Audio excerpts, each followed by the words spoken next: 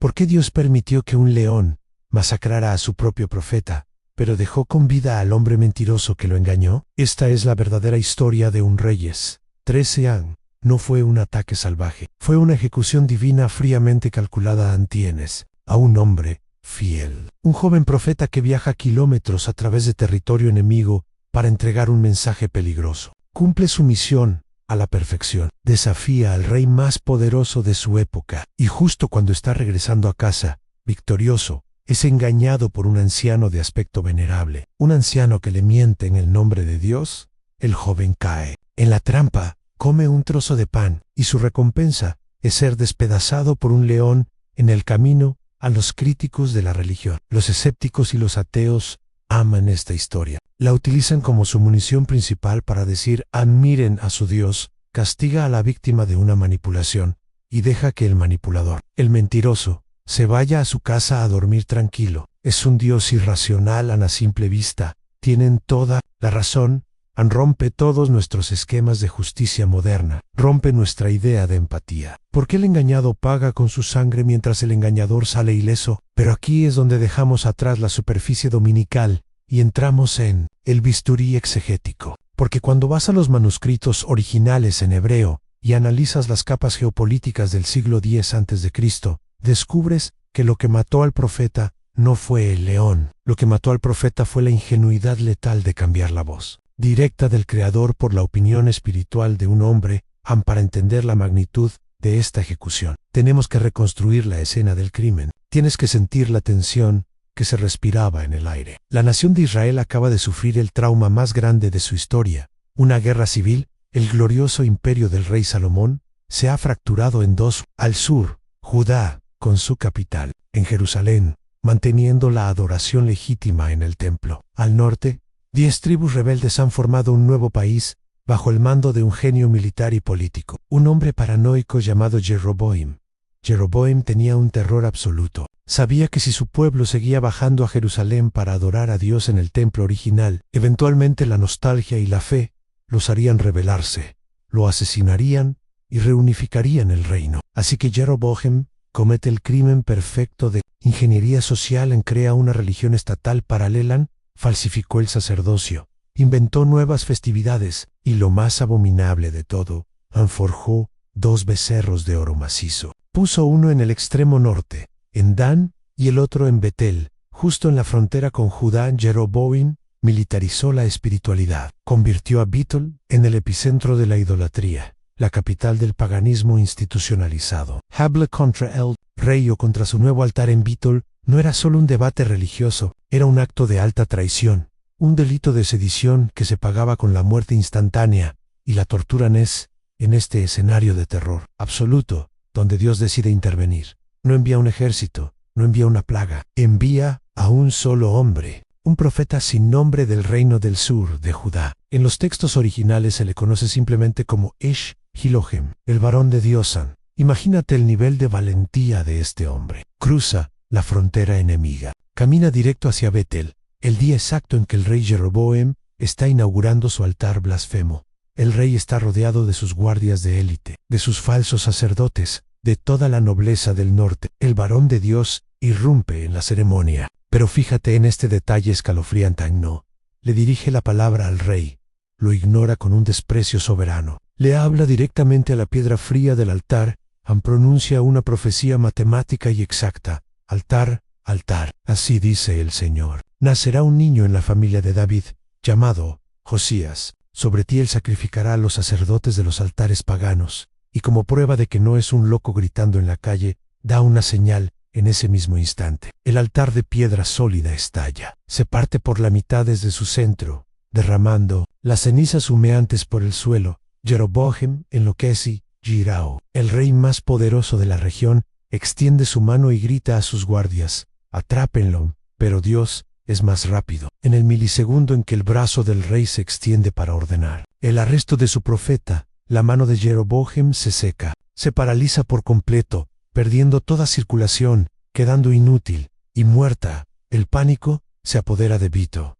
El tirano arrogante ahora llora como un niño, y le ruega al hombre que hace 5 segundos quería ejecutar, por favor, implora al Señor tu Dios, y ora por mí para que mi mano me sea restaurada. El varón de Dios ora. Y aquí, justo en la cúspide de su triunfo, se establece la trampa mortal en el rey, queriendo comprar el silencio y el favor espiritual de este profeta incontrolable. Le hace una oferta que cualquier hombre en el mundo antiguo habría aceptado. Ven conmigo a mi palacio, come conmigo, refréscate, y te daré un gran regalo. Pero el joven profeta da un paso atrás. Su respuesta revela la orden absoluta e inquebrantable que Dios le había tatuado en el alma antes de salir de su casa. Le dais al rey: aunque me dieras la mitad de tu reino, no iría contigo. No comer pan, ni beberé agua en este lugar. Porque así me fue ordenado por la palabra de Yahweh: no comerás pan, ni beberás agua, ni regresarás por el mismo camino. Esto es fundamental. No era una dieta, no era un capricho, era una cuarentena espiritual severa. Dios le estaba ordenando un bloqueo total contra Betel. No fraternices, no compartas la mesa, porque en el Medio Oriente compartir el pan es un pacto de alianza y amistad. Entrega el juicio y sal de esa zona infectada de inmediato, sin dejar rastro. El varón de Dios obedece. Rechaza el oro, rechaza al rey, da la vuelta y toma un camino completamente diferente hacia el sur. Hasta este punto del relato, es el héroe indiscutible de la fe. Ha sobrevivido al fuego enemigo. Ha resistido la tentación del dinero y el poder, pero el mal nunca ataca dos veces de la misma forma. Al no poder derribarlo con la amenaza de un rey tirano, el infierno cambiaría de táctica. Enviaría a alguien con apariencia de piedad, un viejo profeta acomodado en las sombras de Betel, preparando una mentira que desataría al león. Mientras el joven profeta camina de regreso a Judá, agotado pero intacto, una nueva amenaza se está gestando a sus espaldas. Y no viene del gobierno, ni del ejército, ni de los paganos. Viene del interior de la propia casa de la fe. La Biblia nos introduce a un personaje enigmático y profundamente perturbador, un viejo profeta que habitaba en Betel. Detente a pensar en esto un segundo. Si había un profeta de Yahweh viviendo en Betel, la mismísima ciudad donde Jeroboam construyó el becerro de oro, ¿por qué estaba callado? ¿Por qué Dios tuvo que importar a un profeta desde Judá para pronunciar el juicio? La respuesta es escalofriante. El viejo profeta había hecho las paces con la idolatría. Era un creyente tibio, anestesiado por la cultura, que prefería vivir cómodamente en la ciudad del pecado, antes que alzar la voz cuando los hijos del viejo profeta llegan a casa y le cuentan todo lo que hizo el varón de Dios de Judá, cómo partió el altar, cómo secó la mano del rey, y cómo se negó a comer con el hombre más poderoso de la nación. Algo oscuro se despierta en el anciano. ¿Fue culpa? ¿Fue envidia? La psicología humana y teológica nos dice que cuando un creyente comprometido con el mundo ve la obediencia radical de otro, solo tiene dos opciones: al arrepentirse de su propia cobardía o corromper y arrastrar al otro a su mismo nivel de fango para sentirse mejor consigo mismo. El viejo profeta elige la segunda. Se levanta de las sombras y ordena: énsele en mí. No comienza la cacería. No persigue al joven con una espada, lo persigue con una trampa psicológica, diseñada a medida. Sigue el rastro del varón de Dios y lo encuentra kilómetros más adelante, sentado bajo una encina. El texto original hebreo menciona la palabra Ela, un gran árbol, un terebinto. Este detalle no es menor. El joven profeta se detuvo a descansar bajo la guardia. Estaba cansado, sediento, hambriento. Estaba en su punto de mayo. Era vulnerabilidad humana. Y es exactamente ahí donde el enemigo siempre ataca. En el anciano se acerca con una máscara de piedad, con la voz suave de un abuelo espiritual. ¿Eres tú el varón de Dios que vino de Judá?, le pregunta.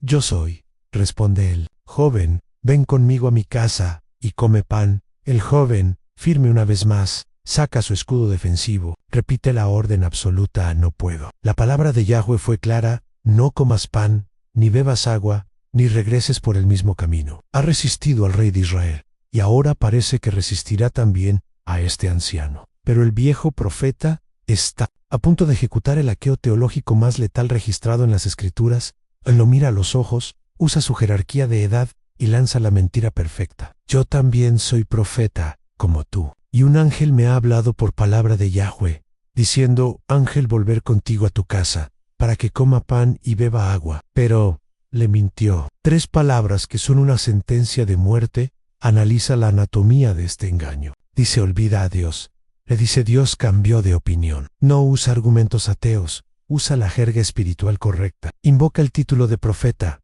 invoca la figura de un ángel, utiliza la frase palabra de Yahweh. Construyó un caballo de Troya teológico, y el joven profeta cayó, creyó a la mentira. Se levantó, dio media vuelta y regresó a Betel para comer y beber.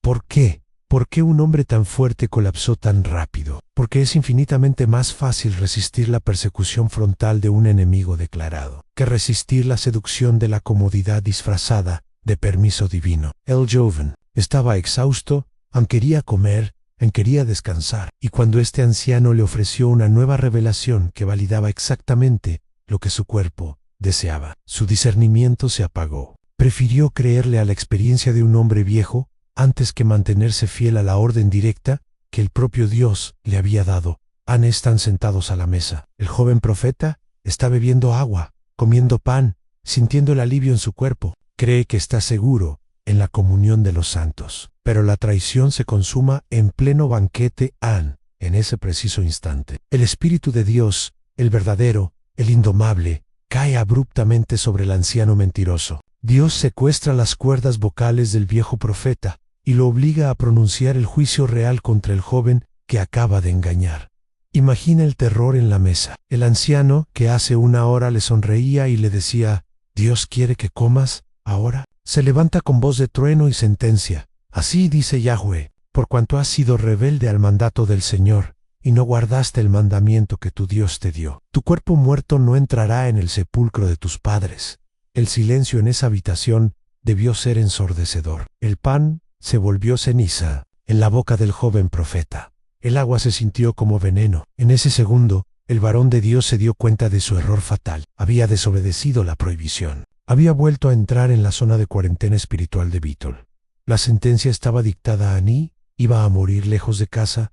No hubo apelación. No hubo lágrimas que cambiaran el veredicto. El joven ensilla su asno en silencio, sabiendo que cada paso que da hacia Judá es un paso hacia su propia ejecución. Y en las sombras del camino del desierto, el verdugo de Dios ya estaba afilando sus garras. El león lo estaba esperando. Imagínate cabalgar por ese desierto, sabiendo que Dios acaba de firmar tu sentencia de muerte. El joven profeta de Judá avanza por el camino, dejando atrás la ciudad maldita de Betel.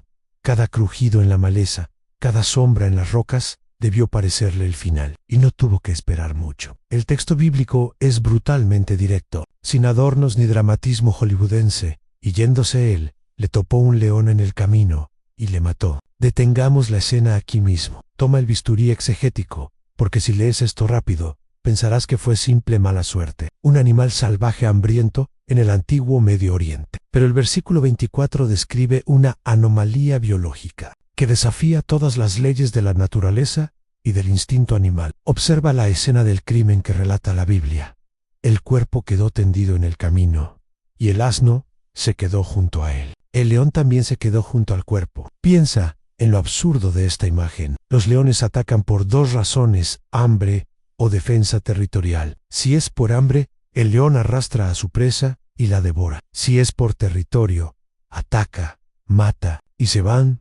Pero además, un león salvaje habría atacado primero a la presa más grande, ruidosa y fácil en el asno. Y cualquier asno en su sano juicio, al oler a un depredador ápice, habría huido despavorido a kilómetros de distancia. Pero en esta carretera de Betel no ocurrió nada de eso. El león ataca con precisión quirúrgica, rompe el cuello del profeta, pero no derrama una sola gota de sangre para comer. No le da ni un rasguño al asno, y el asno no huye. Los tres, el cadáver, la bestia de carga y el rey de la selva, se quedan congelados en el medio del camino principal, como una estatua macabra, como un retablo sobrenatural. Dios no permitió que un animal salvaje simplemente se cruzara en su camino.